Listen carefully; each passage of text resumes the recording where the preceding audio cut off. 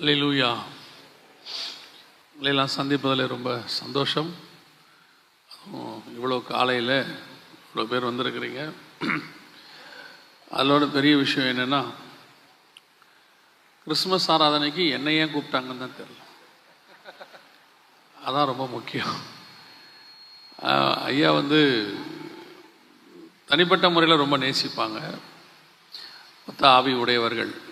அவருக்கும் சில பாரங்கள் உண்டு, எங்களுக்கும் சில பாரங்கள் உண்டு. அது இணைந்து போகிறதில் ரொம்ப நேசிப்பாங்க.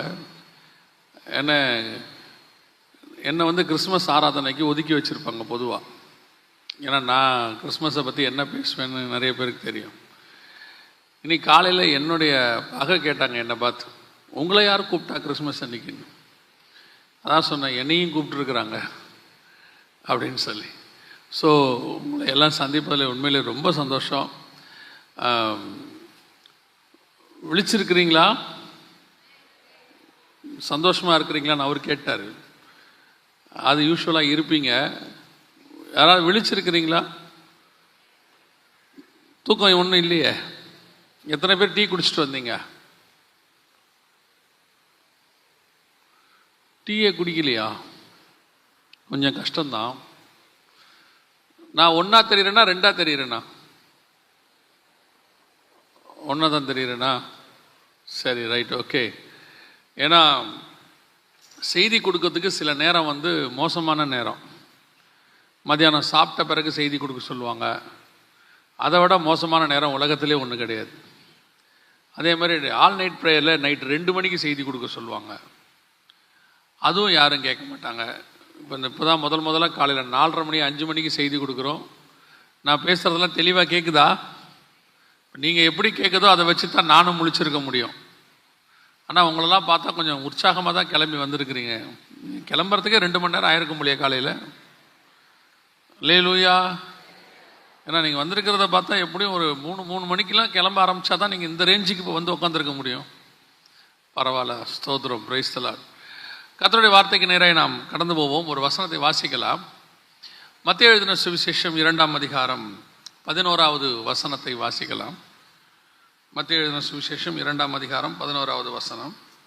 அவர்கள் அந்த வீட்டுக்குள் பிரவேசித்து பிள்ளையையும் அதன் தாயாகிய மரியாளையும் கண்டு சாஷ்டாங்கமாய் விழுந்து அதை பணிந்து கொண்டு தங்கள் பொக்கிஷங்களை திறந்து பொன்னையும் தூப வர்க்கத்தையும் வெள்ளை போலத்தையும் அதற்கு காணிக்கையாக வைத்தார்கள். கண்களை மூடுவோம். நல்ல தகப்பனே, எங்கள் சர்வ வல்லமை உள்ள ஆண்டவரே, இந்த அருமையான நேரத்திற்காக உமக்கு ஸ்தோத்திரம். கிருபையுள்ள கரத்தில் எங்களை தாழ்த்துகிறோம். தேவனாகிய கர்த்தர் எங்களுக்கு கொடுக்கிற ஒவ்வொரு சந்தர்ப்பமும் ஆண்டவரே நீர் எங்களுக்கு ஏற்படுத்தி கொடுக்கிறதப்பா. உம்முடைய சமூகத்தில் உட்கார்ந்திருப்பது எத்தனை சந்தோஷம். அதிகாலையில் என்னை தேடுகிறவன் என்னை கண்டடைகிறான் என்று வேதத்தில் வாசிக்கிறோமே. காலை தோறும் உம்முடைய கிருபை புதிதாய் இருக்கிறது என்று சொல்லி நாங்கள் பார்க்கிறோமே. தேவனாகிய கர்த்தர் அந்த காலை வேளையிலே புதிய கிருபையினால் உடைய வசனத்தினால் எங்களை நிரப்பும்படி நாங்கள் செபிக்கிறோம். ஆண்டவரே, உடைய மகிமை மூடிக்கொள்ளட்டும். எங்கள் ஆண்டவர் இயேசுவின் நாமத்தில் பிதாவே. அல்லேலூயா. நல்ல உற்சாகமாக சொல்லுங்களேன், அல்லேலூயா. எனக்கு ஒரு 50 நிமிஷம் இருக்கு. அது வரைக்கும் நீங்கள் இதே உற்சாகத்தில் இருந்தீங்கன்னா ரொம்ப சந்தோஷமாக இருக்கும். மத்தேயு எழுதின சுவிசேஷம் 2ஆம் அதிகாரம் 11வது வசனம். உங்கள் எல்லாருக்கும் தெரிந்தது தான். இந்த வான சாஸ்திரிகளை குறித்து நாம் பார்க்கிறோம். இது இந்த காலகட்டத்தில் நீங்கள் சில விஷயங்கள் வேதத்தில் நமக்கு சொல்லப்பட்டிருக்கிறது. நாம் அதை கொஞ்சம் தப்பாக புரிஞ்சு கொள்ளுகிறோம், அவ்வளோதான். அல்லது என்னென்னா, நம்ம ட்ரெடிஷனாக சில காரியங்களை கேட்டுக்கிட்டு இருக்கிறோம். அதுவே நமக்கு பழக்கப்பட்டதுனால, சின்ன வயசுலேருந்து பழக்கப்பட்டதுனால நாம் அதை என்ன செய்கிறோன்னா, படிக்கும்போது கூட நம்ம கேட்டது மனசில் இருக்கிறதுனால படிக்கும்போது அதில் உள்ள சின்ன சின்ன விஷயங்கள் நமக்கு ஞாபகத்தில் இருக்காது. உதாரணமாக இந்த சம்பவத்தை எடுத்துக்கோங்க. நீங்கள் ட்ராமாலாம் போடுவீங்க. ட்ராமா போடும்போது பார்த்தீங்கன்னா 3 பேர் வருவாங்க. 3 பேர் இந்த ட்ராமாவில் குழந்தைக்கு முன்னாடி 3 காரியத்தை வைப்பாங்க. நீங்கள் பார்த்துருப்பீங்க. ஏன் 3 பேர் வராங்க அப்படின்னு சொல்லி பார்த்தீங்கன்னா, வானசாஸ்திரிகள் 3 பேர் வந்தாங்க அப்படின்றதுக்கு அடையாளம் என்னென்னா, இந்த 3 பொருள் இங்கே இருக்குது பார்த்தீங்களா? பொன்னையும் தூப வர்க்கத்தையும் வெள்ளை போலத்தையும் வைத்தார்கள். அதனால் நம்ம என்ன பண்ணுறோன்னா, 3 வானசாஸ்திரிகளை பொதுவாக நம்ம அப்படி வைப்போம். ஆனால் உண்மையிலேயே சரித்திரத்தில் பார்த்தீங்கன்னா, இயேசுவை பார்ப்பதற்கு ஏறக்குறைய 2000 வானசாஸ்திரிகள் வந்திருக்கிறார்கள். 2000த்திற்கும் மேற்பட்டவர்கள் வந்திருக்கிறார்கள். அவங்க எங்கிருந்து வந்தாங்கன்னு பார்த்தீங்கன்னா கிழக்கிலிருந்து வந்தார்கள்னு இருக்கு. கிழக்குங்கிறதுனா அன்னைக்கு ரேஞ்சுக்கு கிழக்குங்கிறது நம்ம ஈரான், நம்மளை குறிக்கிற நாடு. ஈரான்லேருந்து இந்தியா வரைக்கும் கிழக்கு பக்கம் தான் இருக்கு. ஸோ இங்கிருந்து புறப்பட்டு போனவர்கள், இவர்கள் யாரும் இஸ்ரவேலர்கள் அல்ல, இவர்கள் யாரும் இயேசு கிறிஸ்துவை அறிந்தவர்களும் அல்ல. அவர்கள் எல்லோரும் புதிதாக இயேசுவை அப்போதான் பார்க்குறாங்க, அப்போதான் பார்க்க போகிறாங்க. போகும்பொழுது அவர்கள் கொண்டு போன பொருள் ரொம்ப முக்கியம். சரித்திரத்தில் என்ன சொல்லுவாங்கன்னா, இந்த ஆராய்ச்சி பண்ணும்பொழுது இந்த மூணு இடத்துல கிடைக்கும். பொன் அதிகமாக கிடைக்கக்கூடிய ஒரு நாடு வந்து இந்தியா, வெள்ளைப்போளம் கிடைக்கக்கூடியது மத்திய கிழக்கு நாடுகள், தூபவர்க்கம் கிடைக்கக்கூடியது வந்து அரேபியன் நாடுகள், இப்படி நிறைய சொல்லுவாங்க. ஸோ இதெல்லாம் எடுத்துக்கிட்டு தான் அவங்க வந்தாங்க அப்படின்னு சொல்லி அந்தந்த நாட்டில் அது கிடைச்சிச்சு அப்படிம்பாங்க. ஒரு விஷயத்தை மட்டும் எப்பவுமே நீங்கள் மனசில் வச்சுக்கணும், இந்த வேதத்தில் கொடுக்கப்பட்டிருக்கிறது வெறும் சரித்திரமாக இருக்குமானால், வெறும் ஒரு இன்ஃபர்மேஷனாக இருக்குமானால் அது வெறும் புத்தகம், அவ்வளோதான். அதுக்கு பின்னாடி தேவனுடைய ரகசியம்னு ஒன்று இருக்கு. அதனால தான் அதுக்கு பேர் பரிசுத்த வேதாகமம். உலகத்தில் இருக்கிற எல்லா புக்லையும் இன்ஃபர்மேஷன் இருக்குது, அது அங்கங்கே கிடைக்கும், அங்கங்கே வந்தாங்க, யார் எந்த நாட்டில் ராஜா இருந்தார் எல்லாம் இருக்கு, அதெல்லாம் புக்ஸ். இது மட்டும்தான் ஹோலி புக்கு, ஹோலி பைபிள் அப்படின்னு சொல்கிறோம். காரணம் என்னன்னா, இதுக்கு பின்னாடி தேவனுடைய திட்டம் இருக்கு. ஒவ்வொன்றத்துக்கு பின்னாடியும் கர்த்தர் அதுக்கு உண்டான ஒரு பரலோகத்தின் ரகசியத்தை வச்சிருக்கிறார். குறிப்பாக நம்ம இந்த 3 பேர்னு எடுத்துக்க வேண்டாம், மனசில் எடுத்துருங்க, 3 பேர்னு எடுத்துருங்க. ஏன்னா 3 பேர் என்பது இல்லை, அங்கே 3 பேர்னு சொல்லவும் இல்லை. 3 பொருள் வர்றதுனால 3 பேர் நம்ம நினச்சிக்கிட்டோம். இப்போ நீங்களே பாருங்களேன், ஒரு வீட்டுக்கு போகும்போது காரம் வாங்கிட்டு போவீங்க, ஸ்வீட் வாங்கிட்டு போவீங்க, பழம் வாங்கிட்டு போவீங்க. 3 பொருள் வாங்கிட்டு போனால் 3 பேர் போகிறோன்னு அர்த்தம் இல்லை, ஒரு ஆளே 3ஐயும் வாங்கிட்டு போகலாம். இல்லைன்னா இன்னும் கொஞ்சம் பேர், நம்மக்கிட்ட ஒரு பழக்கம் இருக்குது, 10 பேர் போய் ஒரு பொருள் எடுத்துகிட்டு போவோம். அந்த பாவம் வீட்டுக்காரர் ரொம்ப நம்மளை நம்பி பார்ப்போம். நம்ம ஒரு 1/2 கிலோ ஸ்வீட்டை வாங்கிட்டு போயிட்டு ஒரு 5 பேர் உட்காந்து டீ காஃபி குடிச்சிட்டு வந்துடுவோம். இன்னும் கொஞ்சம் பேர் இருக்கிறாங்க, வாங்கிட்டு போகிற ஸ்வீட்டை அவங்களே சாப்பிட்டு வந்துடுவாங்க. ஸோ நம்ம எவ்வளோ பொருள் எடுத்துகிட்டு போகிறோமோ அவ்வளோ பேர் தான் போனோங்கிறதுக்கான அர்த்தம்லாம் அங்கே இல்லை. ஸோ இங்கே 3 பொருள்கள் வைக்கப்படுகிறது, அதான் முக்கியம். 3 பொருட்கள் வைக்கப்படுகிறது. கொண்டு போய் இயேசுவுக்கு முன்பாக பொன்னை வைத்தார்கள், தூபவர்க்கத்தை வைத்தார்கள், வெள்ளைப்போளத்தை வைத்தார்கள். ஏன் இவ்வளவு காரியங்கள் இருக்கும் பொழுது இயேசு கிறிஸ்துவினிடத்தில் காணிக்கையாக இது செலுத்தப்பட்டது? அதுதான் ரொம்ப முக்கியம். ஒவ்வொரு காரியத்தையும் செய்யறதுக்கு முன்னாடி நம்ம ஏன் செய்கிறோம் அப்படின்னு பார்க்கணும். ஐயா அழகா சொன்னாங்க இந்த விஷயத்தை. இன்னைக்கு கிறிஸ்து பிறந்தார் என்பதற்கான எந்த ஆதாரமும் இல்லை, ஆனால் என்னைக்கோ ஒரு நாள் பிறந்தார், அதை நம்ம வச்சுக்கொள்றோம் அப்படின்னு சொன்னாங்க. சொல்லிட்டு ஒரு காரியத்தை சொல்றாங்க, கிறிஸ்து பிறந்ததுனால இது கிறிஸ்மஸா, இல்லை கிறிஸ்மஸ்ங்கிறதுனால கிறிஸ்து பிறந்தாராங்கிறத நம்ம தான் முடிவு பண்ணிக்கணும்னாங்க. அந்த மாதிரி ஒவ்வொரு காரியத்தையும் நம்ம யோசிக்கும் பொழுது ட்ரெடிஷ்னலாக யோசிக்காம இது 3த்துக்கு பின்னாடி என்ன இருக்கு, ஏன் இந்த 3 காரியத்தை கொண்டு வந்து வைத்தார்கள், வைப்பதற்கு என்ன காரணம், அதுவும் இயேசுகிட்ட கொண்டு வந்து ஒரு முன்னணையில், மாட்டு தொழுவத்திற்கு முன்னணையில் கொண்டு வந்து வச்சு அதை சமர்ப்பிக்கிறதுக்கு, காணிக்கை செலுத்துவதற்கு என்ன காரணம் என்பதுதான் முக்கியம். முதலாவது அங்கே 2:11 மத்திய எழுதின சுவிசேஷம் சொல்லுறது, அவர்கள் பொன்னை கொண்டு வந்து காணிக்கையாக செலுத்தினார்கள் அப்படின்னு. இந்த பொன் என்பது எதற்கான அடையாளம்? வேதத்தை பொறுத்த வரைக்கும் எதற்கான அடையாளம்னு கேட்டீங்கன்னு சொன்னா, ராஜ்யபாரம், மகிமைக்கான அடையாளம். ஒரு அரசாட்சியும் கவர்மெண்ட்டும் நடக்கும்போது அதனுடைய மகிமையை குறிக்கக்கூடியது தான் பொன். பசும் பொன் என்பது பரிசுத்த ஆவியானவருக்கான அடையாளம்.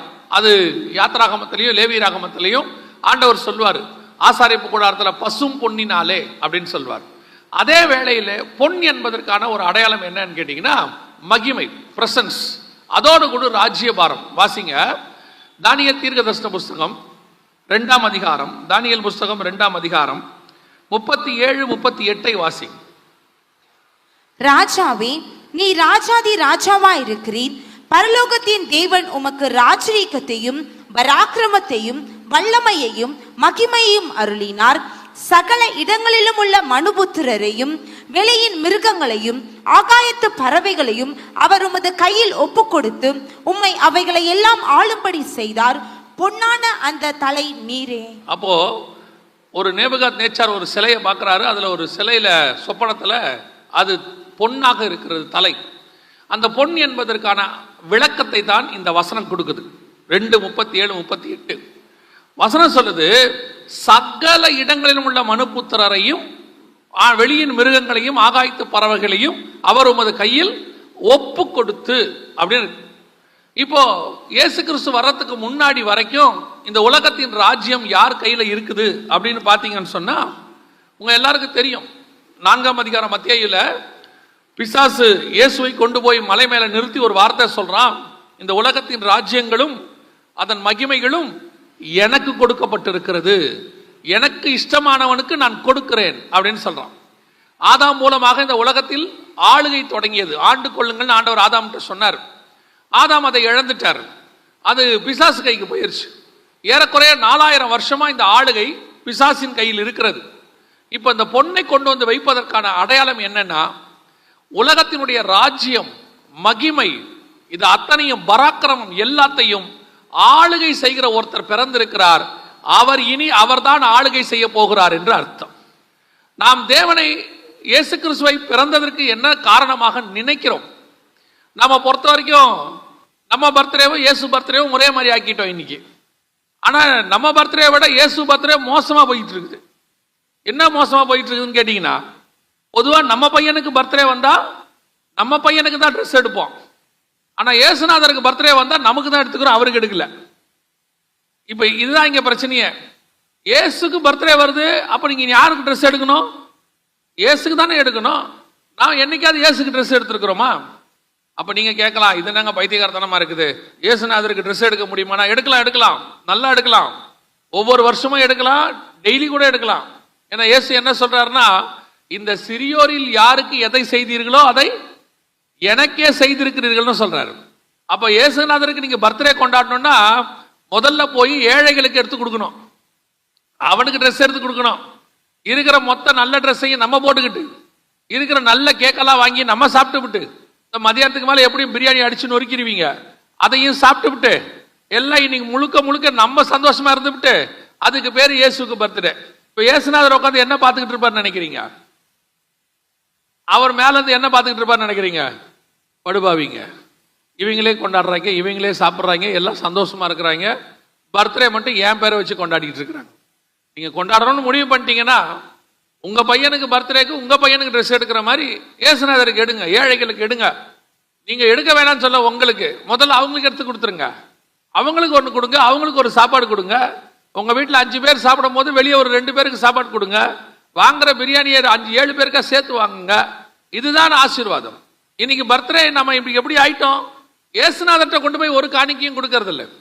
அப்ப இயேசு கிறிஸ்துவனுடைய பர்த்டேவை நம்ம தப்பா கொண்டாடுற மாதிரி, இயேசு பிறந்ததையும் தப்பா புரிஞ்சுக்கிட்டோம். நம்ம பிறந்திருக்கிற மாதிரி அவரையும் புரிஞ்சுக்கிற மாதிரி வச்சுக்கிட்டோம். ஆனால் இயேசு பிறந்தனுடைய நோக்கம் என்ன தெரியுமா? 4000 வருஷம் இழந்து போன அதிகாரத்தை, உலகம் பரலோகத்திலிருந்து கொடுக்கப்பட்டதான அதிகாரத்தை மனுஷன் இழந்துட்டான். அதை மீட்கும்படி ஆண்டவர் பிறந்திருக்கிறார். அப்போ உங்க வீட்டுல இயேசு பிறந்திருக்கிறாரு, உங்களுக்குள்ள இயேசு பிறந்திருக்கிறாருன்னா முதல்ல இயேசு கிறிஸ்துவனுடைய ராஜ்யம் உங்களுக்குள்ள இருக்குதான்னு பார்க்கணும், ஆளுகை உங்களுக்குள்ள இருக்குதான்னு பார்க்கணும், மகிமை உங்களுக்குள்ள இருக்குதான்னு பார்க்கணும். பாருங்க, இயேசு கிறிஸ்து வரும்போது இது நடக்குது. ஆனால் இயேசு கிறிஸ்து போகும்போது என்ன நடந்துருச்சு பாருங்க, வாசிங்களேன். வெளிப்படுத்தின விசேஷம் 1ஆம் அதிகாரம், வெளிப்படுத்தின விசேஷம் 1ஆம் அதிகாரம் 5வது வசனம் வாசி. உண்மையுள்ள சாட்சியும், உண்மையுள்ள சாட்சியும், மரித்தோரிலிருந்து முதற் பிறந்தவரும், மரித்தோரிலிருந்து முதல் பிறந்தவரும், பூமியின் ராஜாக்களுக்கு அதிபதியுமாகிய இயேசு கிறிஸ்துவினாலும். பூமியின் ராஜாக்களுக்கு அதிபதி யாரு? இப்ப பூமியின் ராஜாக்களுக்கு அதிபதியா இருக்கிறது யாரு? இயேசு கிறிஸ்து. இயேசு வரும்போது யூதருக்கு ராஜா பிறந்திருக்கிறான்னு சொன்னாங்க. ஆனா உண்மையிலேயே பூமியில் இருக்கிற அத்தனை பேருக்கும் இயேசு இப்பொழுது ராஜாவாக இருக்கிறார். இப்ப ராஜாவா இருக்கிறார், அதான் ரொம்ப முக்கியம். அப்போ அவர் ராஜாவா இருக்கிறார்னா அதுக்கு முன்னாடி அவர் ஒரு ஜெபம் பண்ணாரு, உம்முடைய ராஜ்யம் வருவதாக. அந்த ராஜ்யத்தை கொண்டு வருவதற்கு தான் இயேசு பூமிக்கு வந்தார். பரலோகத்தின் ராஜ்யம் பூமிக்கு வரணும், பரலோகத்தினுடைய ராஜ்யத்தினுடைய ஆளுகை பூமிக்குள்ள வரணும். அதை கொண்டு வர வந்திருக்கிறார்ன்றதுக்கு அடையாளம் தான் பொன்னை கொண்டு போய் அவர் பாதத்திலே வைத்தார்கள். அதனாலதான் நேபுகாத்நேச்சார் கிட்ட இருந்த ஆளுகை, அத்தனை பேர்கிட்ட இருந்த எல்லா ஆளுகையும் இயேசுவின் கைக்கு வந்து விட்டது. இன்னைக்கு நம்மளை பொறுத்த வரைக்கும் அவர் ராஜாவா இருக்கிறார், இவர் ராஜாவா இருக்கிறார். நான் தான் அடிக்கடி சொல்வேன், அமெரிக்கா வரைக்கும் யார் ஜனாதிபதியா வருவாங்க நம்ம ஜோம் பண்ண ஆரம்பிச்சிட்டோம். பயங்கரமா அட்வான்ஸ் ஆயிட்டோம் நம்ம. இப்போ ஒரு காலத்துல தமிழ்நாட்டுக்கு மட்டும் ஜோம் பண்ணோம், இந்தியாவுக்கு ஜோம் பண்ணோம். இப்போ நம்ம அடுத்த ரேஞ்சுக்கு அங்க போயிட்டோம்னா அமெரிக்காவுக்கு அடுத்த ஜனாதிபதி யார் வருவார்ன்ற வரைக்கும் தீர்க்க தரிசனம் சொல்ல ஆரம்பிச்சிட்டாங்க. ஆனா இவங்க சொன்ன எதுவும் நடக்கல, விட்டுருவோம், அது அப்படியே இருக்கட்டும் ஓரமா. ஆனால் இந்த உலகத்தினுடைய ராஜாக்கள் யார் வந்தாலும் நமக்கு கவலை இல்லை. எந்த நாட்டுக்கு யார் ராஜாவா வந்தால் என்ன, அத்தனை பேருக்கும் சர்வ வல்லமை உள்ளவர் ஒருவர் ராஜாவாக இருக்கிறார். அவர் உங்களுக்குள்ள இருக்கிறாரா என்பதுதான் கேள்வி. அவருடைய ஆளுகை உங்களுக்குள்ள இருக்குதா? அவருடைய ஆளுகை உங்களுடைய வீட்டுக்குள்ள இருக்குதா? இன்னைக்கு கிறிஸ்து இருக்கிறார், ஆளுகை இருக்கிறதா? உங்க வீட்டை நடத்துகிறது யார்? உங்க வீட்டுக்குள்ள அதிகாரம் யார் கையில் இருக்கிறது? கிறிஸ்துவின் கையில் இருக்குதா? இன்னைக்கு போய் பாருங்க, ஒரு வீட்டுல ரிமோட்டை யார் ஆளுகை செய்யறதுங்கிறதுலயே பெரிய சண்டை நடந்துட்டு இருக்குது. ரிமோட்டை எனக்கு கொடுக்க மாட்டேங்கிறாங்கன்னு கணவர் ஒரு பக்கம் சண்டை, மனைவி ஒரு பக்கம் சண்டை, பிள்ளைங்க ஒரு பக்கம் சண்டை. அப்புறம் இப்ப எப்படி முடிவு எடுத்துட்டாங்கன்னா, ரூமுக்கு ஒரு டிவி ஆகி போச்சு. உள்ள ரூமுக்குள்ள ஒரு டிவி, ஹாலுக்குள்ள ஒரு டிவி. நான் உள்ள பாத்துக்கிறேன், நீ வெளியே பாத்துக்க.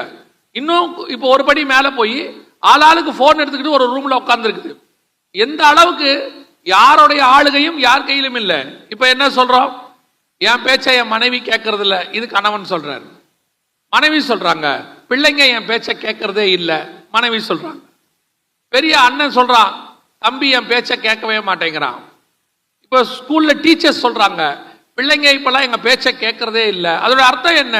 அதிகாரம், அத்தாரிட்டி இப்ப இல்ல, போயிடுச்சு, யாருக்கிட்டையுமே இல்ல. அப்பா சொல்றதையே பசங்க கேட்க மாட்டேங்கிறாங்க, அம்மா சொல்றதை கேட்க மாட்டேங்கிறாங்க, யாருக்கிட்டையுமே அத்தாரிட்டி இல்ல. ஆனா வசனம் சொல்லுது, இயேசு பிறந்த போது அத்தாரிட்டி வந்தது. ராஜ்யம், வல்லமை, மகிமை அத்தனையும் அவருக்கு பாதத்துக்கு வந்துருச்சு. இது முதல் கொண்டு ராஜா பிறந்திருக்கிறார். அதனாலதான் வெளிப்படுத்தல் சொல்லுது, பூமியின் ராஜாக்களுக்கு அதிபதி. அப்ப இயேசு உங்க வீட்டுல இருந்தா இயேசுதான் ராஜாவா இருக்கணும். உங்க வீட்டுல இயேசு ராஜாவா இருக்கிறாரா? உங்க வீட்டுல இயேசுவினுடைய ஆளுகை நடைபெறுகிறதா? உங்க வீட்டுல போய் பாருங்க, யாருடைய ஆளுகை நடக்குது. காலையில எழுந்திருச்சு போய் பாருங்க, இயேசுநாதர் உங்க வீட்டுல இருக்கிறார்ன்றதுக்கான எந்த அடையாளமும் இருக்காது.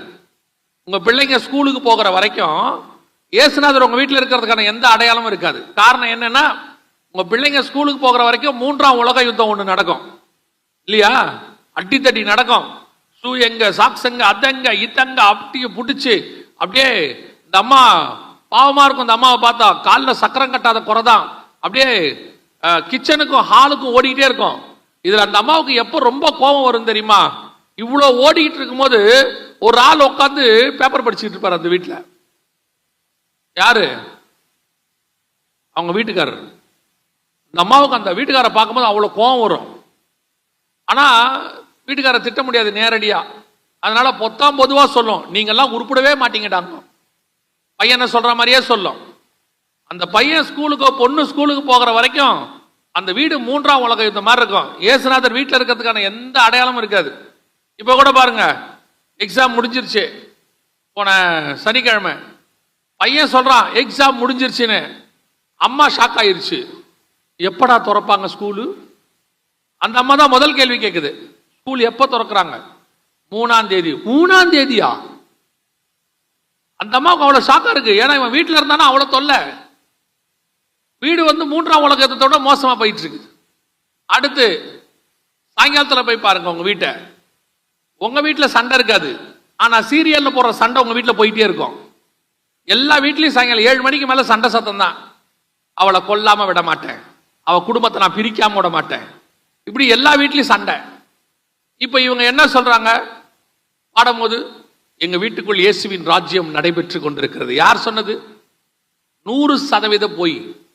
இன்னைக்கு கிறிஸ்தவர்கள் பண்டிகைங்கிற பேர்ல உங்களை நீங்கள் ஏமாற்றிக் கொண்டிருக்கிறீர்கள். பண்டிகையினுடைய நோக்கம் என்ன? அது எதை தெரியப்படுத்துகிறது? பஸ்கா பண்டிகை இயேசு கிறிஸ்துவினுடைய மரணத்தை தெரியப்படுத்துகிறது. அப்ப இயேசு பிறந்திருக்கிறாருன்னா உங்க வீட்டுல இருக்கணும்ல, உங்க வீட்டுல ஆளுகை இருக்கணும்ல, உங்க வீட்டுல இயேசுநாதர் ஆளுகை செய்யறாருங்கிறதான அந்த ஒரு சிம்டமாவது இருக்கணும்ல. உங்க வீட்டுல யார் ஆளுகை செய்யறாங்கன்னே தெரிய மாட்டேங்குது. சில வீடுகளில் போனா தப்பா எடுத்துக்காதீங்க, நான் உங்களை சொல்லல. சில வீடுகளுக்கு போனா லிட்டரலா வீட்டுல பிசாசு இருக்கிறத நீங்க பார்க்கலாம். அப்படியே தலைவிரி கோலத்துல அந்த அம்மா கத்திக்கிட்டு உட்காந்துருக்கும். அவரு ஒரு பக்கத்துல பனியனை போட்டு கத்திக்கிட்டு உட்காந்துருப்பாரு. சுத்தி இருக்கிற அத்தனை வீட்டுக்காரரும் வாசல்ல உட்காந்து பார்த்துக்கிட்டு இருப்பான். அவனுக்கு அதுதான் என்டர்டைன்மெண்ட். அவன் சொல்றான் அது டெய்லி நடக்குங்கன்றான். அந்த வீட்டுல இயேசுநாதர் இருக்கிறாரா? முதல்ல இன்னும் கொஞ்சம் பேருக்கு இருக்கு. சண்டை போட்ட உடனே வீட்டுல போடுறது பிடிக்காது அவங்களுக்கு. கிடுகிடுன்னு வாசல்ல தாண்டி வெளியே வந்துருவாங்க, என்னமோ பாக்ஸிங் போடுற மாதிரி.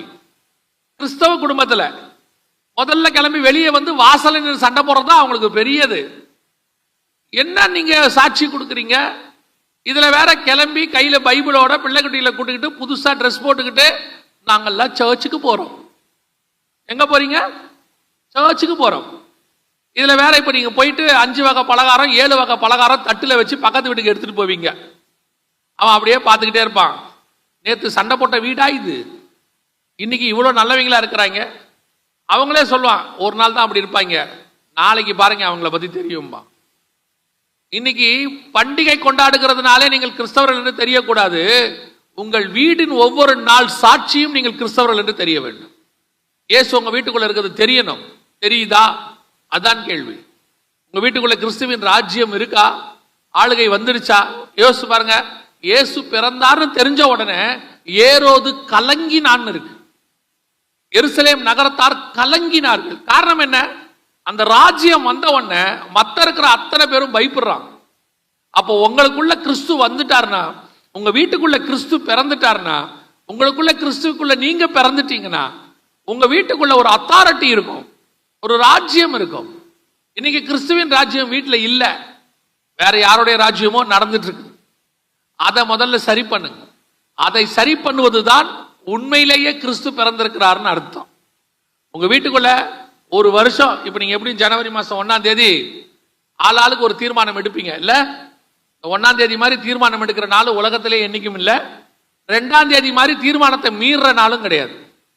1ஆம் தேதி இப்ப தீர்மானம் எடுப்பீங்க. என்ன எடுப்பீங்க? நிறைய தீர்மானம் எடுப்பீங்க. இன்னில இருந்து வாக்கிங் போக போறேன் அப்படின்னு.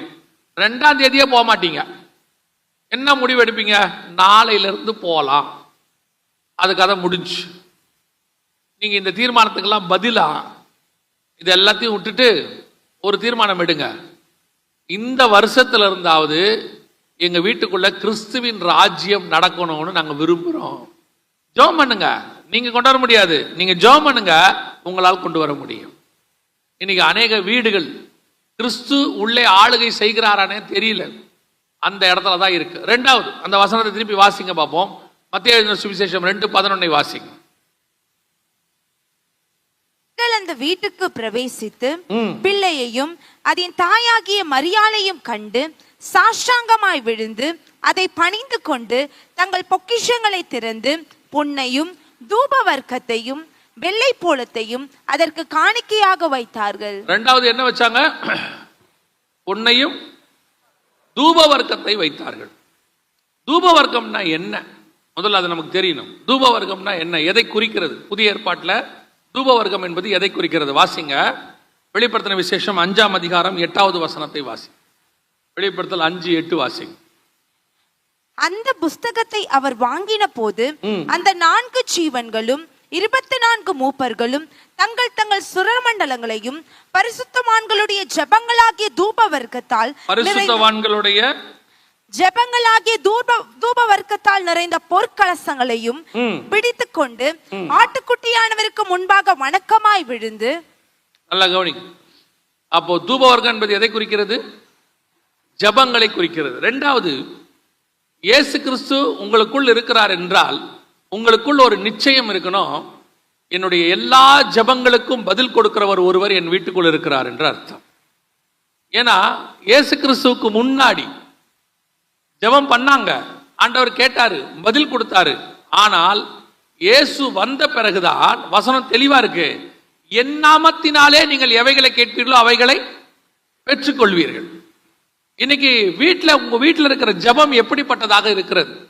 உங்க வீட்டில் பிரேயர் இருக்குதா? முதல்ல கிறிஸ்தவங்க வீடுகளில் இந்த ஃபேமிலி பிரேயர்னு ஒன்று இருக்கும், இருக்கா உங்க வீட்டில்? அப்படி ஏதாவது நடக்குதா? உலகத்துக்கே ஃபேமிலி பிரேயர் சொல்லி கொடுத்ததே ஆரம்பத்தில் நம்ம தான். ஆனால் இன்னைக்கு ஃபேமிலி பிரேயரும் இல்லை, பிரேயரும் இல்லை. உங்க வீட்டில் எப்போ பிரேயர்? பையனுக்கு பர்த்டே வந்தா பாஸ்டரை கூப்பிட்டுருக்குறோம், வீட்டில் பிரேயர். கல்யாண நாள் வந்தா பாஸ்டரை கூப்பிட்டுருக்குறோம், வீட்டில் பிரேயர். யாராவது இறந்துட்டாங்கன்னா வீட்டில் பிரேயர். அப்புறம் பிரேயர் மீட்டிங். இவ்வளவுதான் இருக்கு பிரேயர். தனிப்பட்ட முறையில் உங்க வீட்டில் ஜெபம் இருக்குதா? ஆண்டவரை நோக்கி ஜெபம் பண்றீங்களா? ஏதாவது பிரச்சனை வந்தா ஜெபம் பண்றீங்க. ஏதாவது அது கூட இப்போ கொஞ்சம் நீங்க அட்வான்ஸ் ஆயிட்டீங்க. ஏதாவது பிரச்சனை வந்தா ஊழியக்காரருக்கு ஃபோன் பண்ணி ஜோம் பண்ண சொல்றீங்க. எங்களுக்காக நீங்க கொஞ்சம் ஜோம் பண்ணிக்கிறீங்களா, எங்க வீட்டில் இந்த பிரச்சனை போயிட்டு இருக்குது. நீங்க ஜோம் பண்றீங்களா? முதல்ல உங்ககிட்ட ஜபம் அப்படின்னு ஒண்ணு இருக்கா வீட்டில்? என்னைக்காவது உட்காந்து ஜெபம் பண்றீங்களா? முந்தியெல்லாம் வீடுகளில் பார்த்தீங்கன்னு சொன்னா, நான் சொல்றது ஒரு 30 வருஷத்துக்கு முன்னாடி, 20 வருஷத்துக்கு முன்னாடி, வீட்டில் 2 டிவி 2 நாள் தான் வேலை செய்யும். ஒன்று வெள்ளிக்கிழமை வேலை செய்யும், இன்னொன்று ஞாயிற்றுக்கிழமை வேலை செய்யும். அதுக்கு மேலே டிவியில் எந்த ப்ரோக்ராம் இருக்காது. வெள்ளிக்கிழமை ஒரு ப்ரோக்ராம் இருக்கும், ஒளியும்னு. ஞாயிற்றுக்கிழமை ஒரு ப்ரோக்ராம் இருக்கும், தமிழ் படம் போடுவாங்க. இதை தவிர வேற ஒண்ணுமே இருக்காது. அந்த காலத்திலேயே எல்லா நாளும் வீட்டில் ஒரு 1/2 மணி நேரம் 1 மணி நேரம் உட்காந்து கிறிஸ்தவங்க ஜெபம் பண்ணுவாங்க. கிறிஸ்தவங்க வீட்டில் ஜெப சத்தம் கேட்கும். பைபிள் எடுத்து வாசித்து, ஒரு அதிகாரம் வாசித்து, 2 பாட்டு பாடி ஒரு ஜெபம் பண்ணுவாங்க. இன்னைக்கு கேட்டு பாருங்க, உங்க வீட்டில் ஜெபம் இருக்குதா? உடனே எத்தனை பேரும் எல்லாருக்கிட்டையும் இருக்கக்கூடியதான ஒரு மிக முக்கியமான வார்த்தை வாயில 4 வயசு பையன்ல இருந்து 80 வயசு தாத்தா வரைக்கும் சொல்றாங்க, நாங்க ரொம்ப பிஸி. இப்ப கேட்டா எல்லாரும் சொல்ற வார்த்தை என்ன? ரொம்ப பிஸி. என்னதான் பண்றீங்க? பிஸின்னா நீங்க அப்படி என்னதான் பண்றீங்க? கேட்டு பாருங்க. போன கையில எடுத்தாருன்னா 3/4 மணி நேரம் இப்படி உருட்டிட்டே இருக்கிறாரு. என்னத்தான் உருட்டுவீங்களோ, அப்படி என்னத்தான் பார்ப்பீங்களோ, என்னத்தை தான் பார்த்து என்ன பண்ணிய? 1/2 மணி நேரம் தேவ சமூகத்தில் உட்கார்றதுக்கு டைம் இல்லை. வீட்டில் போய் கேட்டு பாருங்க, இன்னைக்கு ஃபேமிலி ப்ரேயர் பண்ணீங்களா? அவர் ஒரு நேரத்துக்கு வராரு, பிள்ளைங்க டியூஷனுக்கு போயிட்டு ஒரு நேரத்தில் வராங்க. நாங்க எப்படி ஜெபம் பண்றது அப்படின்னு கேட்குறீங்க. உங்களுக்கே இது அநியாயமா தெரியலையா? இப்போ பாருங்க, யாராவது திடீர்னு கல்யாணத்துக்கு கூப்பிடுறாங்க. நம்ம கல்யாணம் சாயங்காலம் தான் வைக்கிறோம், ரிசப்ஷன். குடும்பமே கிளம்பி போறோமா இல்லையா ரிசப்ஷனுக்கு? ஒரு 500 ரூபா கையில் எடுத்துக்கிட்டு அத்தனை பேரும் பிரியாணி திங்க போயிடுறோம். கல்யாணம் நடத்துறவன் காணாம போயிடுறான். ஏன்னா நம்ம போய் பிரியாணி 500 ரூபாய் கொடுத்துட்டு கிட்டத்தட்ட 2000 ரூபாய்க்கு தின்னுடுறோம். சரி போனா போது விடுங்க. அதுக்கு மட்டும் குடும்பமா போக முடியுது. பிள்ளைகளை பிளான் பண்ணி கூட்டிட்டு போய் டியூஷனுக்கு போகும்போதே சொல்லிடுறாங்க, ஒரு 1/2 மணி நேரம் முன்னாடி வந்துடுறா, நம்ம ரிசப்ஷனுக்கு போக வேண்டியிருக்கு. ஆபீஸுக்கு போகும்போது வீட்டுக்காரருக்கு சொல்லிடுறாங்க, சாயங்காலம் கொஞ்சம் சீக்கிரம் வந்துருங்க, ரிசப்ஷனுக்கு போக வேண்டியிருக்கு. காலையில் சமைக்கும் போதே சொல்லிடுறாங்க, மத்தியானம் ஒன்றும் இல்லை, வெறும் ரசம் தான், ஏமா சாயங்காலம் ரிசப்ஷனுக்கு போக வேண்டியிருக்கு. நைட்டு திங்கிற பிரியாணிக்கு மத்தியானமே ரசம். இவ்வளோ பிளான் பண்ணி குடும்பத்தை நடத்துற நீங்க ஒரு 1/2 மணி நேரம் ஜெபம் பண்றதுக்கு ஏன் பிளான் பண்ண மாட்டீங்க? உங்க வீட்டில் பிரேயர் இருக்குதா? ஆனா மற்ற எல்லாம் இருக்குது, எல்லாமே இருக்கு. ஃபங்க்ஷன் இருக்கு, அப்புறம் ஃப்ரெண்ட்ஸோட பேசுறது இருக்கு, போன் இருக்கு, வாட்ஸ்அப் இருக்கு, ஃபேஸ்புக் இருக்கு, ஆனா எல்லாம் இருக்கு. ஆனா எது மட்டும் இல்ல? பிரேயர் மட்டும் இல்ல. ஆனா இப்ப பாருங்க, எல்லா வீடும் பாருங்க, இந்த 24ஆம் தேதியில இருந்து 1ஆம் தேதி வரைக்கும் ஜெகஜோதியா இருக்கும். கேட்டு பாருங்க, ஸ்டார் எல்லாம் கட்டி எங்க வீட்டில் இயேசு பிறந்திருக்கிறார், எங்க வீட்டில் இயேசு பிறந்திருக்கிறார். உங்க வீட்டில் இயேசு பிறந்தாருன்னா முதல்ல உங்க வீட்டில் இருக்க வேண்டியது தேவனுடைய ஆளுகையும், 2வது இருக்க வேண்டியது உங்க வீட்டில் ஜெபம், பிரேயர். அது ஒரு காணிக்கைன்னு பைபிள் சொல்லுது. இன்னைக்கு ஜெபம் இருக்குதா? ஆண்டவர் நோக்கி பார்க்கிற சுபாவம் இருக்குதா? இன்னைக்கு உங்களுக்கு ஏத்த மாதிரி சில ஊழியக்காரங்களும் வந்துட்டாங்க. உங்களுக்கு அவங்க சொல்றாங்க, ஏதாவது ஒண்ணுனா எங்களுக்கு போன் பண்ணுங்க, நாங்க ஜெபம் பண்றோம். நீங்களும் அந்த முடிவெடுத்து உடனே லெட்டர் எழுதி போட்டுறது, இல்லைன்னா ஒரு போனை பண்ணி பேசிடுறது, எங்களுக்கு இந்த மாதிரி ஒரு பிரச்சனை, ஜெபம் பண்ணுங்க. போனை வச்சுட்டு நீங்க நல்ல டிவி பார்க்கறது, அவங்க ஜெபம் பண்ணிக்கிட்டு இருப்பாங்க. சிலர் ஊழியக்காரர்கிட்ட கேட்பாங்க, பாஸ்டர் எனக்காக நீங்க உபவாசம் பண்ணி ஜெபம் பண்ண முடியுமா? அவர் உபவாசம் பண்ணுவாரு, நீங்க என்ன பண்ணுவீங்க? நீங்க நல்லா சாப்பிட்டுட்டு அடுத்த வாரம் திருப்பி சொல்வீங்க, ஜெபம் பண்ணீங்களா பாஸ்டர்? காரியம் நடக்கவே இல்லை. திருப்பி அவர்கிட்ட கொஞ்சம் நல்லா ஃபாஸ்டிங் பண்ணுங்க பாஸ்டர்.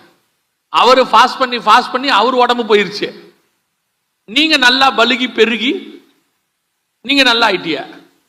ஆனா என்னன்னு கேட்டு பாருங்க, நீங்க முழங்கால் போடுறது இல்ல, நீங்க கேட்கறது இல்ல, நீங்க பிள்ளைகளுக்கு ஜெபத்தை சொல்லி கொடுக்கறது இல்ல. காலையில ஸ்கூலுக்கு பிள்ளைகளை அனுப்புறீங்களே, என்னைக்காவது ஜெபம் பண்ணி அனுப்புறீங்களா? ஒரு 2 நிமிஷம். முந்தியெல்லாம் என்ன செய்வாங்க வீடுகள்னு கேட்டீங்கன்னா, வெளியே போகும்போது ஒரு ஜெபம் பண்ணி நெத்தியில ஒரு சிலுவை போட்டு அனுப்புவாங்க. சிலுவை போறது சரியா தப்பாங்கிற இடத்துக்கு நான் வரல. ஆனா ஜெபம் பண்ணி அனுப்புறீங்களா? முதல்ல அந்த பழக்கம் இருக்குதா? காலையில போகும்போது பையன் எப்படி ஓடுறான், ஆட்டோ வந்துருச்சு ஓடு ஓடு ஓடுன்னு ஓடுறான். அவன் வாட்டர் பாட்டில் எடுத்தானா, டிஃபன் பாக்ஸ் எடுத்தானா, அவன் ஓடுறான், அவங்க அம்மா பின்னாடியே ஓடுது. டே டே டே டே டே எடுத்துன்னு போடா, வாட்டர் பாக்ஸ் எடுத்துன்னு போடா, பின்னாடியே ஓடுது. எங்க ஜெபம்? வீட்டுக்கார ஆபீஸ்க்கு கிளம்பும் போது அவர் எப்படி போறாரு? டைம் ஆகி போச்சு, அதாகி போச்சு, ஹெல்மெட் எங்க, அதை எங்க, இது எங்கன்னு அவர் ஓடுறாரு. அவர் எங்க ஜெபம்? அவரும் ஜெபம் பண்றது இல்லை. அப்புறம் எப்படிதான் வீட்டுல எதுல தான் ஜெபம் பண்ணுவிய? அப்புறம் இயேசுநாதருக்கு என்னத்துக்காக தான் வீட்டுல இயேசுநாதர் இருக்கிறாரு? வெறும் கிறிஸ்தவங்கன்னு அடையாளம் காட்டுறதுக்கா, இல்ல பண்டிகைக்கு மட்டும் சர்ச்சுக்கு வர்றதுக்கா? அதுக்காக தான் இயேசுநாதரா? இன்னைக்கு நிறைய பேர் வீடுகளிலே கிறிஸ்து அமைதியா உட்கார்ந்திருக்காரு. சிலர்லாம் போர்டு போட்டிருப்பாங்க, த சைலண்ட் லிசனர் அப்படின்னு. அந்த ரேஞ்சில் தான் இருக்கு. முதல்ல உங்க வீடுகளில் இந்த வருஷம் ஒரு பொருத்தனை எடுங்க. நாங்க ஃபேமிலியா பிரேயர் பண்ண போறோம். ஒரு நாளைக்கு 1/2 மணி நேரமாவது கர்த்தருக்கு கொடுக்க போகிறோம். சாயங்காலத்திலேயோ காலையிலேயோ அல்லது பிள்ளைங்க டியூஷனுக்கு போயிட்டு வந்த பிறகோ, வந்த உடனே சாப்பாடு போடாதீங்க. வந்த உடனே 1/2 மணி நேரம் பிரேயர் முடிச்சிட்டு சாப்பாடு கொடுங்க. அது ஐபிஎல் ஓடினாலும் சரி, WWF ஓடினாலும் சரி, எது டிவியில ஓடினாலும் அந்த 1/2 மணி நேரம் கர்த்தருக்குன்னு இம்பார்ட்டன்ஸ் கொடுங்க. நீங்க கொடுத்து பாருங்க, கர்த்தர் உங்களை எப்படி அபிரதமாய் ஆசீர்வதிக்கிறாருன்னு பாருங்க. இன்னைக்கு என்ன நடக்குது? ஆண்டவரை தேடுறோம், ஒன்னும் ஆசீர்வாதம் வர மாதிரி இல்லை அப்படின்னு நீங்களே நினைச்சுக்கிறீங்க. காரணம் என்ன? ஒன்லி நேம் கிறிஸ்டியன்ஸ், பேர் தான் கிறிஸ்தவமா இருக்கு. கிறிஸ்து உங்க வீட்டுக்குள்ள இருக்கிறார் என்பதற்கான அடையாளமே இல்லை. இன்னிலிருந்து ஒரு தீர்மானம் எடுங்க. இன்னைக்கு சாயங்காலம் ஒரு தீர்மானம் எடுங்க. போன உடனே டிவியை போட்டு உட்காராதீங்க. இன்னைக்கு என்ன டிவியில படம் போடுறான்னு போய் பார்க்காதீங்க. போய் உட்கார்ந்து 1/2 மணி நேரமாவது குடும்பமா ஜெபம் பண்ணுங்க. உங்க குடும்பத்துக்காக ஜெபம் பண்ணுங்க, வேற யாருக்காகவும் ஜெபம் பண்ண வேண்டிய அவசியம் இல்லை. அது அப்புறம், அது ரெண்டாவது. முதல்ல ஆண்டவர் சொல்றாரு, உங்களுக்காகவும் உங்கள் பிள்ளைகளுக்காகவும் அழுங்கள். முதல்ல உங்க குடும்பத்துல ஒரு ஃபேமிலி பிரேயர் இன்னிலிருந்து தீர்மானம் பண்ணுங்க. எதுவா இருந்தாலும் அந்த 1/2 மணி நேரம் கர்த்தருக்குன்னு ஃபிக்ஸ் பண்ணுங்க. ஒரு கன்வீனியன்ட் டைமை நீங்களே வச்சுக்கோங்க, நீங்களே ஃபிக்ஸ் பண்ணுங்க. கணவர்கிட்ட சொல்லுங்க, இந்த நேரத்துக்கு வீட்டுக்கு வந்துருங்கன்னு சொல்லுங்க. அவர் ஒன்றும் வெளியே ஒன்றும் செய்ய மாட்டாரு. வேலையை முடிச்சுட்டு எவன் கூடயாவது உட்காந்து டீ கடையில் டீ குடிச்சுக்கிட்டு பஜ்ஜி தின்னுக்கிட்டு இருப்பாப்புல. ஒன்றும் பெரிய அதானி அம்பானி வேலை பார்க்க போறதில்ல. வெளியே வேலையை முடிச்சுட்டு இருக்கிறவனெல்லாம் கூப்பிட்டுக்கிட்டு டீ கடையில் முனையில உட்காந்துக்கிட்டு பஜ்ஜியை தின்னுபிட்டு நைட்டு 2 மணிக்கு எஞ்சி நெஞ்சில ஏதோ ஓடுதும்பாப்புல. அதுக்கு அதான் காரணம். அந்த ஆளை முதல்ல வீட்டுக்கு வர சொல்லுங்க. ஒரு 8 மணி 8:30 வந்துருங்க. பாவம், அந்த ஆள் வீட்டுக்கு வரதுக்கே பயப்படுறான். அது அடுத்த கொடுமையா இருக்கு. வீட்டுக்கு போனா என்ன பிரச்சனையோ அப்படின்ட்டு அவன் வெளியவே இருக்கான். அந்த ஆள்கிட்ட சொல்லுங்க, வேற எதுக்கும் வர சொல்லல, வந்து ஜெபம் பண்ண தான் வர சொல்றோம். ஒரு 8 8:30 வந்துருங்கன்னு சொல்லி கணவர் மனைவி பிள்ளைகள் உட்கார்ந்து ஒரு 1/2 மணி நேரம் கர்த்தருக்கு டைம் கொடுங்க. உங்கள் குடும்பத்தை வருகிற வருஷத்தில் கர்த்தர் எப்படி ஆசீர்வதிக்கிறார்னு பாருங்க. நீங்கள் கொஞ்சத்தில் உண்மையாக இருந்தால் கர்த்தர் என்ன செய்வாராம்? அநேகத்தின் மேல் அதிகாரியை வைப்பார். இந்த தீர்மானத்தை முதல்ல எடுங்க. வீட்டில் ஜெபம் இருக்கணும், தூப வர்க்கம். யோசிச்சு பாருங்க, நோவா பேழையை விட்டு வெளியே வரார். வந்த உடனே பலி செலுத்துறாரு. பலி செலுத்தின உடனே வசனம் சொல்லுது, கர்த்தர் அதை சுகந்த வாசனையாய் நுகர்ந்தார். கர்த்தர் என்ன பண்ணாராம்? சுகந்த வாசனையாய் நுகர்ந்தார். அந்த நுகர்ந்த உடனே அவர் சொல்றாரு, இனி நான் பூமியை அழிக்க மாட்டேன். அதான் பாதுகாப்பு. நீங்க ஜெபம் பண்ண கர்த்தர் சுகந்த வாசனையாய் நுகர்ந்து அந்த தூப வர்க்கம், துதி, ஸ்தோத்திரம் எல்லாவற்றையும் நுகர்ந்து உங்களுக்கு பாதுகாப்பை கட்டளையிடுகிறார், உங்களுக்கு ஆசீர்வாதத்தை கொடுக்கிறார். நீங்க என்ன நினைக்கிறீங்க? நல்லா சம்பாதிக்கிறோம், செலவாகிட்டே இருக்குது, ஒரு 10 காசு கூட எடுத்து வைக்க முடியல சொல்றாங்க. பொத்தல் பை மாதிரி போய்கிட்டே இருக்குது. நல்லா ஆண்டவருக்கு ஒரு பேர் இருக்குது, ஜெபத்தை கேட்கிறவரே மாம்சமான யாவரும் இடத்தில் வருவார்கள். இன்னைக்கு ஒரு 1/2 மணி நேரம் பிரேயர். அந்த காலத்துல இப்போ ஐயா சொன்னார், இந்த சர்ச்சு 105 வருஷத்துக்கு முன்னாடியிலிருந்து இருக்குது, 105 வருஷமா இருக்குது இந்த சர்ச்சுன்னு. இந்த சர்ச்செல்லாம் அந்த பரிசுத்தவான்கள் எப்படி கட்டியிருப்பாங்க நீங்க நினைக்கிறீங்க? எப்படி ஸ்தாபிச்சிருப்பாங்க? திறமையினால இல்ல, முழங்காலினால, ஜபத்தினால. 105 வருஷம் இந்த நாட்டுக்குள்ள ஒரு சர்ச்சு நிக்குதுன்னா அது யாரோடைய திறமையும் கிடையாது, கர்த்தருடைய கிருபை. அதுக்கு பின்னாடி பரிசுத்தவான்களுடைய ஜெபம். எத்தனையோ பரிசுத்தவான்கள் ஜெபம் தான் இன்னைக்கு சபைகள் நிக்குது. அன்னைக்கு ஒரு சில ஊழியக்காரங்களோட பழகி இருக்கிறேன். வயசானவங்க அவங்களுக்கு ரொம்ப படிப்பறிவுலாம் இருக்காது. அவங்க இன்னைக்கு இருக்கிற மாதிரி பைபிள் காலேஜ்லாம் முடிச்சவங்கலாம் கிடையாது. ஆனா அவங்களுக்கு ஒண்ணு தெரியும். அவங்க சபைக்கு போகும்போது நான் பார்த்துருக்கிறேன், 3 மணிக்கு எந்திரிப்பாரு. ஒரு பரிசுத்தவானை பார்த்தேன், ஒரு ஊழியக்காரரை 3 மணிக்கு எந்திரிச்சார். எழுந்திருச்சு சர்ச்சை சுத்தி சுத்தி ஜெபம் பண்றாரு 5 மணி வரைக்கும். அவர் வேற ஒண்ணுமே செய்யல. சோதரம் சோதரம் சோதரம் சோதரம்னு அவர் சர்ச்சை அவரே சுத்தி சுத்தி ஜெபம் பண்றாரு. காலையில கேட்டேன், என்ன பாஸ்டர் பண்றீங்க? சர்ச்சை சுத்தி ஜெபம் பண்ணேன்னாரு. எத்தனை வருஷமா பண்றீங்க? அது ஒரு 30-40 வருஷமா பண்ணிக்கிட்டு இருக்கிறேன். ஏன் பாஸ்டர்? சர்ச்சை பாதுகாக்கிறது நானா? கிடையாது, கர்த்தர். என்னால பண்ண முடிஞ்சது ஜெபம் மட்டும்தான். அதுதான் ரொம்ப முக்கியம். உங்கள் குடும்பத்தை காப்பாற்றுவது ஜெபம். உங்க பிள்ளைகளுடைய எதிர்காலம் கர்த்தருடைய கருத்தில் இருக்கு. அதுக்கு உங்க பிரேயர் தான் ரொம்ப முக்கியம். ஏதோ ஒரு திட்டத்துக்கு எழுதி போட்டு பணத்தை கொடுத்துட்டா பிள்ளை கர்த்தர் ஆசீர்வதிப்பார் நினைக்காதீங்க. இல்லைன்னா யாருக்காவது போன் பண்ணி என் பிள்ளைக்கு ஜெபம் பண்ணுங்கன்னா உடனே பிள்ளை ஆசீர்வதிப்பார் ஜெபம் நினைக்காதீங்க. உங்க பிள்ளைக்கு நீங்க தான் ஜெபம் பண்ணணும், நீங்க தான் முழங்கால் போடணும், ஒவ்வொரு நாளும் நீங்க தான் ஜெபிக்கணும். கடைசியாக மத்தேயு எழுதின சுவிசேஷம் 2:11 வாசிங்கள் பாப்போம். அவர்கள் அந்த வீட்டுக்குள் பிரவேசித்து பிள்ளையையும் அதன் தாயாகிய மரியாளையும் கண்டு சாஷ்டாங்கமாய் விழுந்து அதை பணிந்து கொண்டு தங்கள் பொக்கிஷங்களை திறந்து பொன்னையும் தூப வர்க்கத்தையும் வெள்ளை போலத்தையும் அதற்கு காணிக்கையாக வைத்தார்கள். கடைசி என்ன வச்சாங்க? வெள்ளை போலத்தை வைத்தார்கள். வெள்ளை போலன்றது என்ன தெரியுமா? வெள்ளை போலங்கிறது உங்களுடைய அபிஷேகம். உங்கள் மேல் கர்த்தர் கொடுத்திருக்கிற அபிஷேகம், உங்கள் மேல் உள்ள சாட்சி, உங்களுக்கு கர்த்தர் கொடுத்திருக்கிறதான சாட்சியின் வாழ்க்கை. வாசிங்க யாத்ராகமத்தின் புஸ்தகம் 30ஆம் அதிகாரம் 3வது வசனத்தை 23வது வசனம் வாசி. யாத்ராகமம் 30:23.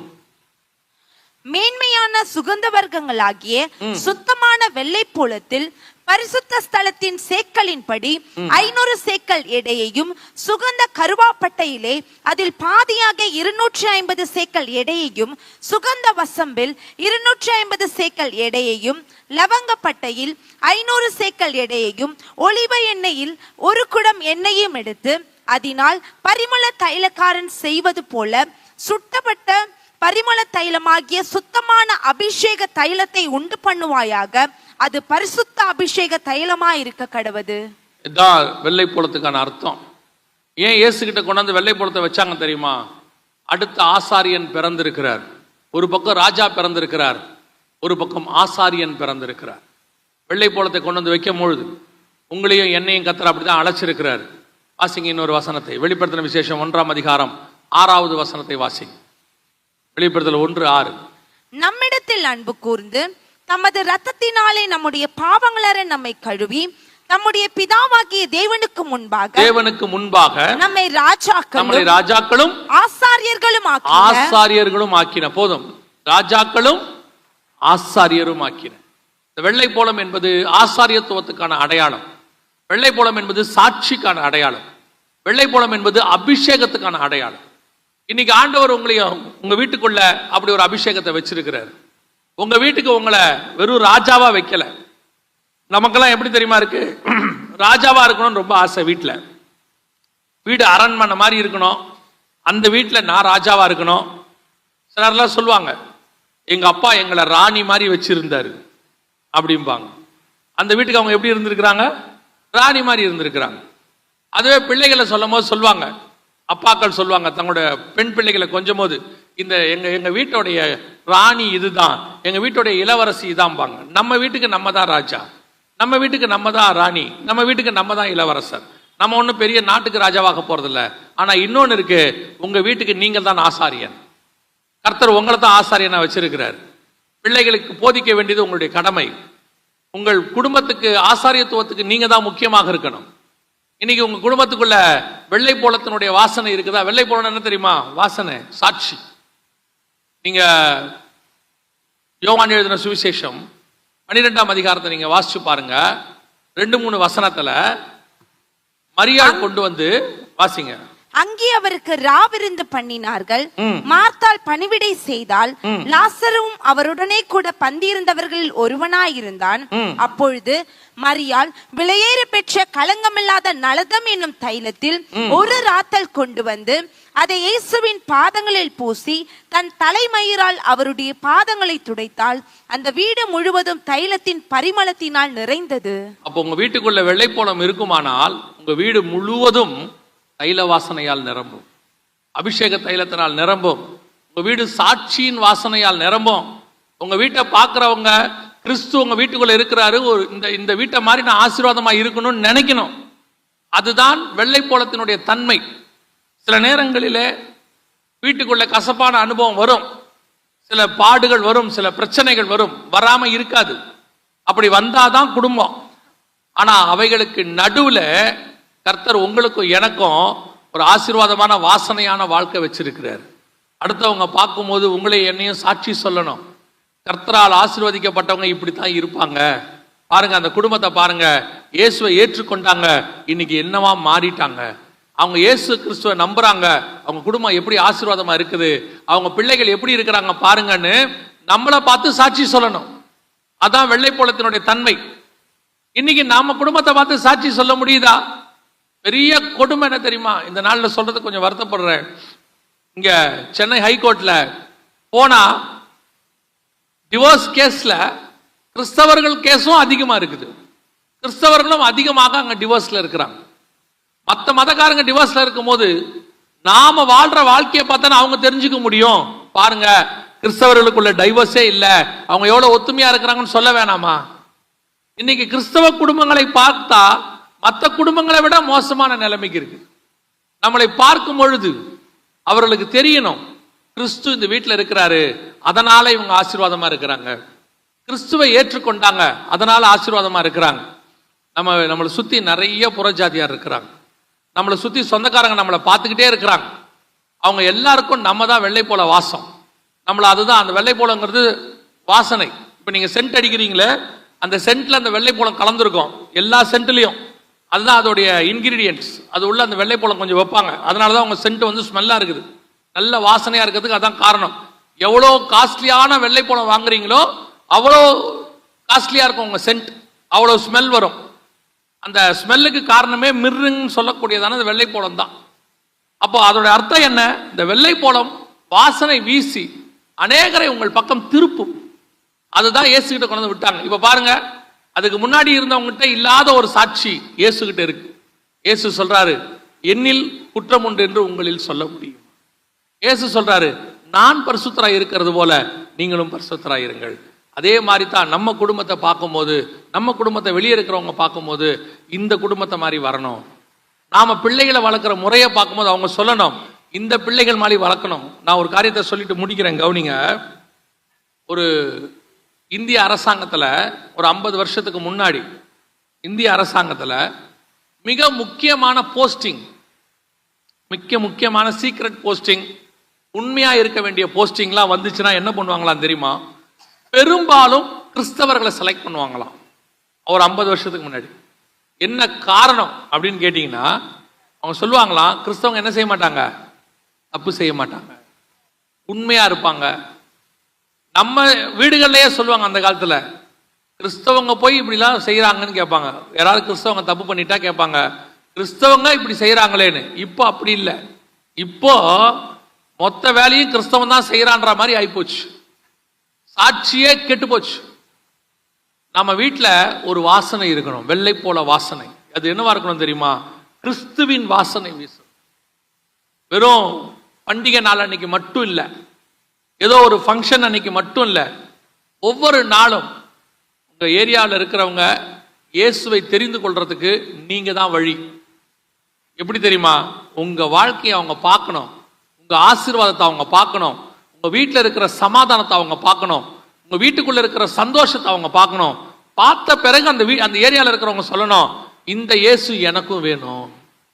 அவங்க பாருங்க எவ்வளவு சந்தோஷமா இருக்கிறாங்க அப்படின்னு நம்மளை பார்த்து தெரிஞ்சுக்கணும். என்ன சொல்றாங்க? பைக்கில் கணவனும் மனைவியும் போகும்போது ரெண்டும் எப்பா பாரு சண்டை போட்டுக்குது, ஆனா போகும்போது ஒன்னா போற மாதிரி பைக்கில் போகுது அப்படிங்கிறாங்க. நம்மளை பார்த்து இப்போ அப்படி ஆகி போச்சு, அப்படி சொல்லக்கூடாது. அவங்க 2 பேரையும் பாருங்க, எப்பவும் அந்யோன்யமா இருக்கிறாங்க, அவங்க கிட்ட சண்டையே கிடையாது, இப்படி சொல்லணும். சின்ன சின்ன சண்டைகள் வீட்டில் வரும், அதை உடனே சால்வ் பண்ணிடணும் சாயங்காலத்துக்குள்ள. ஆனா நம்மளை பார்க்கும்போது ஒரு வெள்ளை போல வாசனை, இதைத்தான் கொண்டு வந்து இயேசுகிட்ட வைக்கிறாங்க. இதுவரைக்கும் இல்லாத சாட்சி, இதுவரைக்கும் இல்லாத ஒரு மகிமை, இதுவரைக்கும் இல்லாத ஒரு அபிஷேகம் இயேசு கிறிஸ்து கொண்டு வருகிறார் பூமிக்குள்ள. அதனால தான் இந்த 3 காரியங்களை கொண்டு வந்து அவருடைய பாதத்தில் வைக்கிறாங்க. ஒன்று பொன், இன்னொன்று தூபவர்க்கம், இன்னொன்று வெள்ளை போலம். அதோட அர்த்தம் என்னன்னா ஆளுகை, மகிமை, 2வது ஜெபம், 3வது சாட்சி. இந்த 3 காரியங்களையும் நீங்கள் கொண்டு வரும்போது உங்கள் வீடு கிறிஸ்துவினுடைய பிரசன்னத்தினால் நிரம்பும், ஆசீர்வாதத்தினால் நிரம்பும். கிறிஸ்து உங்களை கொண்டு பெரிய காரியங்களை செய்ய முடியும். நம்ம ஜெபம் பண்ணலாமா? நம்ம எல்லாம் ஜெபிக்கலாம். ஏந்திரிப்போமா இருக்கிற இடத்துல. இந்த வருடம் முழுவதும் கர்த்தர் நம்மை நடத்தி இருக்கிறார். இந்த 12 மாதம் கர்த்தர் நடத்தி கொண்டு வந்திருக்கிறார். இன்னும் ஒரு 7வது நாளிலே நாம் புது வருடத்துக்குள் நுழைய போகிறோம். இந்த வருடம் முழுவதும் கர்த்தர் நடத்தினார். இந்த வருஷத்துல உங்க வீட்டுக்குள்ள இயேசு இருந்தாரா? அவர் வாசப்படியில் நின்று கதவை தட்டினாரா? இல்ல உள்ளே வந்து போஜன பந்தி இருந்தாரா? இயேசு வெளியே நின்னாரா, உள்ள வந்தாரா? அதுதான் ரொம்ப முக்கியம். யோசிச்சு பாருங்க, உங்க வீட்டுக்குள்ள என்ன வாசனை வீசுச்சு? வெள்ளை போலத்தின் வாசனை வீசுச்சா, இல்ல செத்து போன ஈ இருக்கக்கூடியதான அந்த நாரி போன தைலத்தின் வாசனை வீசுச்சா? தைல வாசனையும் வந்துச்சு, அப்பப்ப செத்து போன ஈயின் வாசனையும் வந்துச்சு.